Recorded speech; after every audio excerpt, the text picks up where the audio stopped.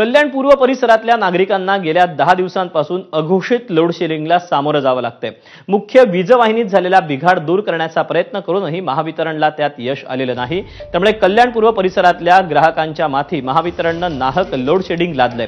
वीज वाहिनीच्या दुरुस्तीचं काम सुरू असताना मागणी वाढताच वीज वाहिनीवर ताण वाढत होता। त्यामुळे महावितरणला कल्याण पूर्व परिसरात लोड शेडिंग करावं लागत असल्याची कबुली महावितरणच्या अधिकाऱ्यांकडून देण्यात आली। त्यामुळे त्रासलेल्या नागरिकांच्या वतीनं ठाकरेंच्या शिवसेनेकडून महावितरणच्या अधिकाऱ्यांना जाब विचारण्यात आला।